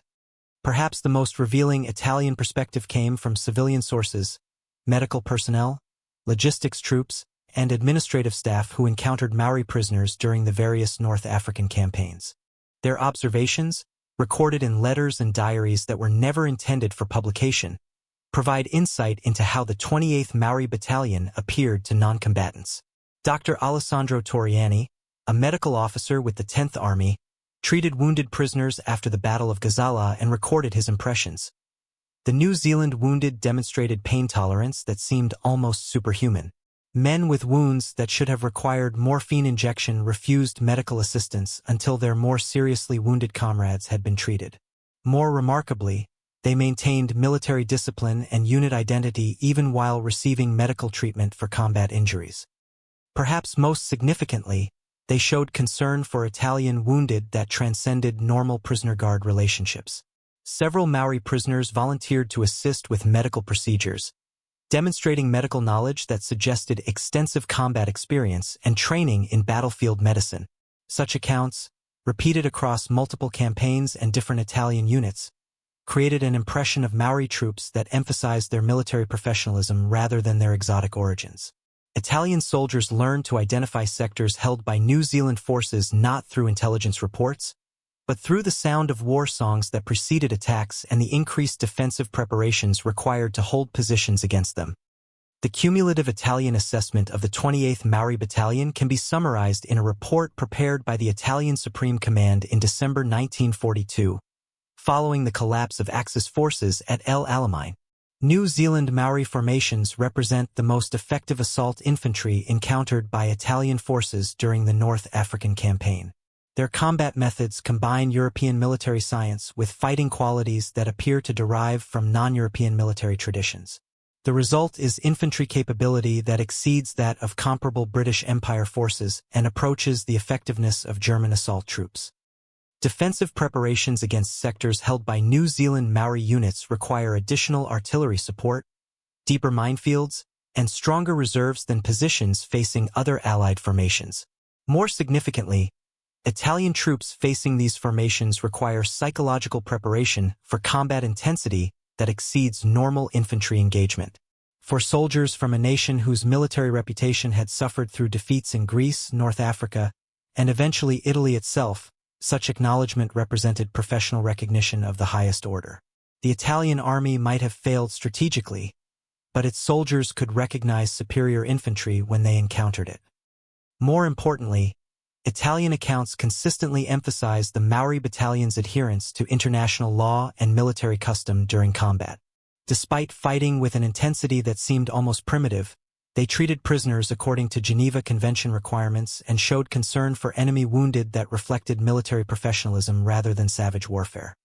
The result was grudging respect from enemies who had learned that courage and military effectiveness were not monopolized by any single nation or culture. For warriors seeking recognition based on performance rather than politics, no tribute could have been more meaningful than the admission of enemies who had survived combat against them. While the 28th Maori Battalion fought across 3 continents, New Zealand's home front underwent a transformation that would permanently alter race relations in the country. The combination of wartime labor shortages, increased contact between Maori and Pakeha communities, and growing awareness of the battalion's combat record created conditions for social change that had seemed impossible before the war. The most immediate change was economic. Wartime industries required workers regardless of ethnicity, drawing Maori families from rural communities into cities where they had previously been unwelcome.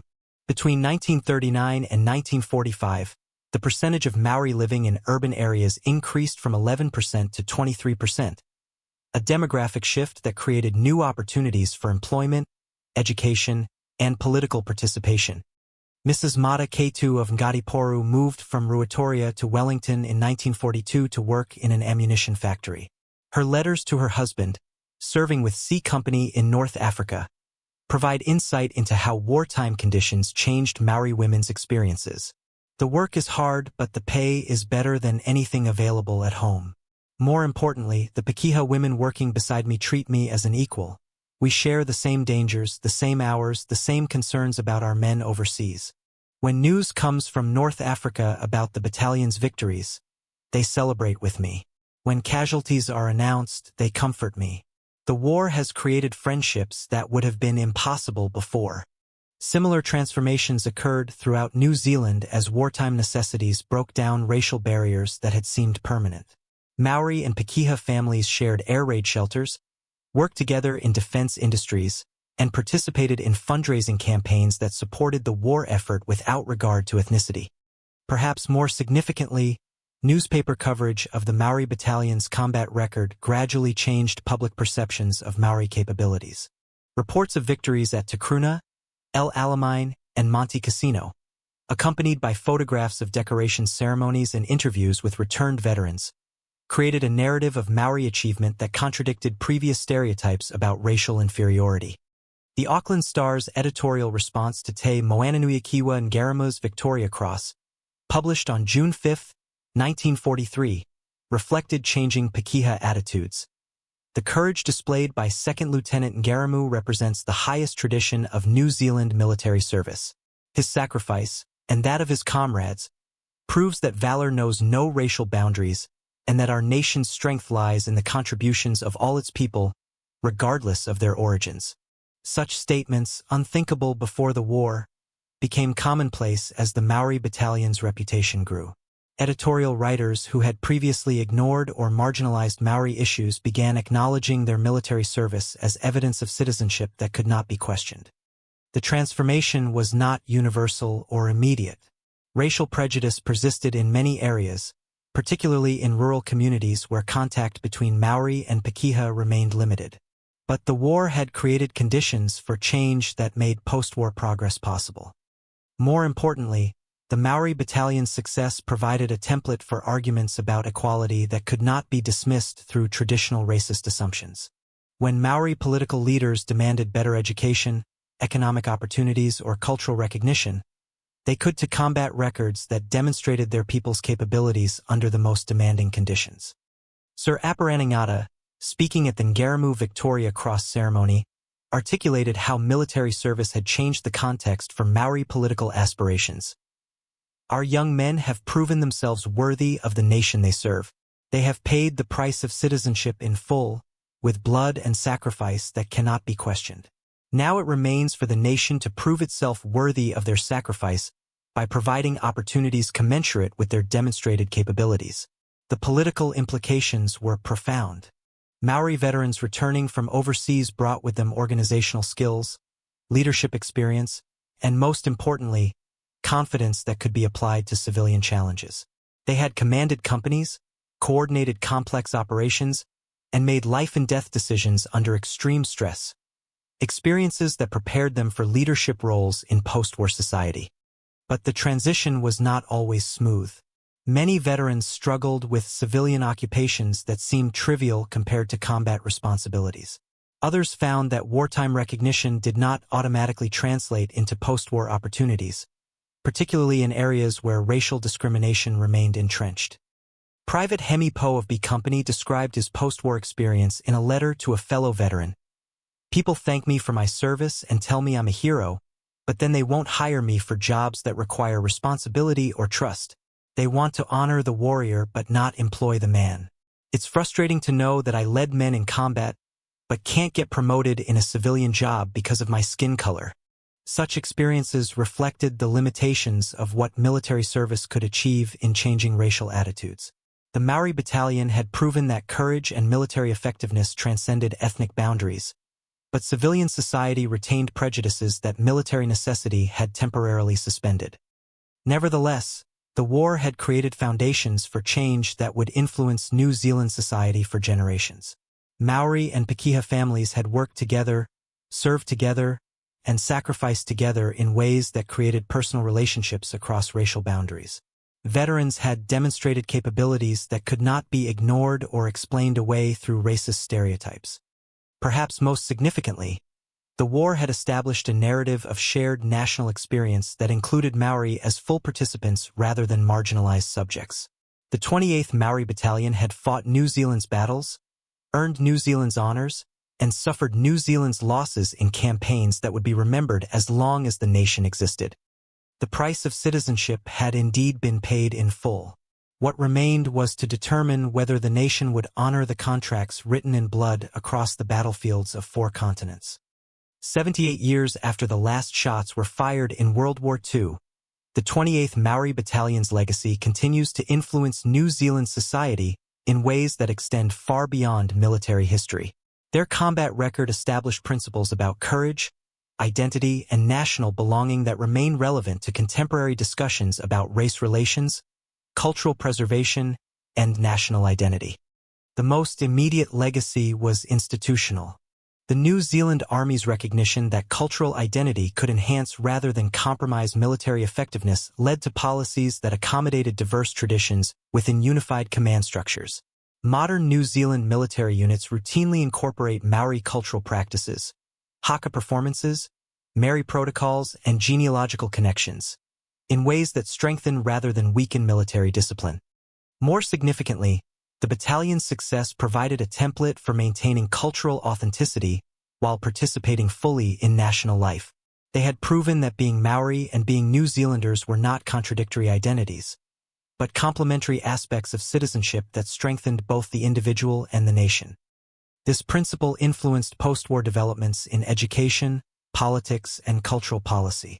When Maori leaders advocated for recognition of Te Reo Maori as an official language, they could to combat records that demonstrated the value of cultural diversity. When Maori politicians sought proportional representation in parliament, they could reference military service that proved their stake in national affairs. Perhaps most importantly, the Maori Battalion's legacy influenced how New Zealand understood its national identity in an increasingly multicultural world. A country that had learned to value diversity within unity could more easily accommodate subsequent waves of Pacific, Asian, and African immigration without losing social cohesion. The international implications were equally significant. The Maori Battalion's combat record contributed to broader recognition that military effectiveness was not monopolized by European armies, that indigenous peoples could master modern warfare while retaining cultural identity, and that warrior traditions could enhance rather than compromise professional military service. Military historians studying the battalion's tactical methods identified principles that influenced post-war infantry doctrine. Their integration of individual initiative with unit cohesion, their ability to maintain offensive capability under extreme stress, and their adaptation to diverse terrain and tactical conditions provided models for professional military development worldwide. But the most profound legacy was psychological. The 28th Maori Battalion had proven that courage knows no racial boundaries, that honor transcends cultural differences, and that a nation's strength lies in recognizing and utilizing the talents of all its people. For contemporary New Zealand, facing challenges related to cultural identity, economic inequality, and social justice, the battalion's example provides both inspiration and guidance. They demonstrated that progress requires sacrifice, that recognition must be earned through performance, and that cultural authenticity and national loyalty are not contradictory but complementary values. The price they paid, 649 lives, thousands of wounded, families broken by loss, purchased something invaluable. Proof that a small nation could produce warriors capable of fighting alongside the best armies in the world, that indigenous peoples could maintain cultural identity while excelling in modern warfare, and that courage, properly applied, could change the world. On Anzac Day each year, as New Zealanders gather to remember their war dead, the 28th Maori Battalion holds a place of honor that reflects not just military achievement but national transformation. They fought for a country that had not fully accepted them as equals, and through their sacrifice, helped create a nation that could acknowledge their contributions without reservation. Sir Aparana Ngata's vision of citizenship earned through military service had been vindicated. The price had been enormous, but the purchase had been worthwhile. A place in their nation's history that could never be questioned, and recognition of their worth that would influence generations yet unborn. The haka that echoed across the battlefields of 4 continents had done more than terrify enemies. It had announced the arrival of a people who would no longer be marginalized, ignored, or treated as second-class citizens in their own homeland. The warriors had come home. New Zealand would never be the same. November 7, 2024. Sir Robert Baumgillies, the last surviving member of the 28th Maori Battalion, passed away at his home in Rotorua at the age of 99. His death closed the final chapter of living memory from one of the most extraordinary military units in modern history. Gillies had enlisted at age 17, lying about his age to join the 10th Reinforcements in 1943. He served in Italy, was wounded at Orsagna, recovered, and fought at Monte Cassino before the war ended. For 81 years, he carried memories of friends who never made it home, battles that defined his generation, and sacrifices that changed his nation. In his final interview, conducted 3 months before his death, Gillies reflected on what the Maori Battalion had achieved. "We went to war to prove we belonged, and we came home knowing that we did. Not because anyone told us so, but because we had proven it to ourselves. That was the real victory. Not the battles we won, but the knowledge that we were as good as anyone, anywhere under any conditions." His funeral brought together dignitaries from across the Pacific, military commanders from allied nations, and thousands of New Zealanders who understood that they were witnessing the end of an era. The haka performed at his graveside echoed with voices of men who had learned to sing it while marching toward enemy positions, carrying it forward into an uncertain future. But Gillies' death also marked a beginning rather than an ending. His life had bridged the gap between the warriors who fought in World War II and the generations who inherited their legacy. In schools throughout New Zealand, children learn about Te Moananui Ngaramu, Hain Manahi, and the 649 who paid the price of citizenship with their lives. The lessons they taught transcend military history. In a world still struggling with issues of racial equality, cultural preservation, and national identity, the 28th Maori Battalion's example provides both inspiration and guidance. They proved that diversity strengthens rather than weakens national unity, that cultural authenticity and modern effectiveness are complementary rather than contradictory values, and that courage, properly applied, can overcome obstacles that seem insurmountable. For the Maori people, the battalion's legacy provides a foundation for contemporary aspirations that extends far beyond military achievement. When Maori educators advocate for cultural immersion schools, they can to combat records that demonstrate the value of maintaining traditional knowledge alongside modern skills. When Maori economists seek investment in tribal development, they can reference military service that proved their people's capabilities under the most demanding conditions. More broadly, the 28th Maori Battalion's story offers hope for indigenous peoples worldwide who struggle to maintain cultural identity while participating fully in modern societies. They demonstrated that ancient traditions could enhance rather than compromise contemporary effectiveness, that warrior values could be channeled into constructive rather than destructive purposes, and that respect must be earned through performance rather than granted through politics. The haka that once terrified German machine gunners at El Alamein and Italian defenders at Tacruna continues to resonate in different contexts. When the All Blacks perform the haka before rugby matches, they channel traditions that were tested under the most extreme conditions imaginable. When Maori students perform haka at graduation ceremonies, they celebrate achievements that honor ancestors who proved that no goal was beyond reach. But perhaps the most significant legacy is the quiet confidence that permeates contemporary Maori society, the knowledge that their people have excelled at every level of human endeavor, that their culture produces individuals capable of achievement in any field, and that their place in New Zealand society was earned through sacrifice that can never be questioned. The price of citizenship was indeed paid in full. The warriors of the 28th Maori Battalion purchased with their blood a recognition that transcends military achievement, proof that courage, honor, and excellence know no racial boundaries, and that a nation's strength lies in recognizing and celebrating the contributions of all its people. From the green hills of Aotearoa to the limestone cliffs of Tacruna, from the desert sands of El Alamein to the mountain snows of Monte Cassino, their legacy endures. They answered the challenge of their generation with a warrior's courage and a soldier's discipline, transforming themselves from colonial subjects to national heroes through trials that tested everything they believed about themselves and their place in the world. The last post has sounded for Sir Robert Gillies and his generation, but the song they sang of courage under fire, of honor in adversity, of victory earned through sacrifice, continues to echo wherever people struggle for recognition, justice, and the right to stand as equals in their own homeland. Ake kiakai. Be strong, be brave, forever and ever. The Haka is silent now. The memory lives on.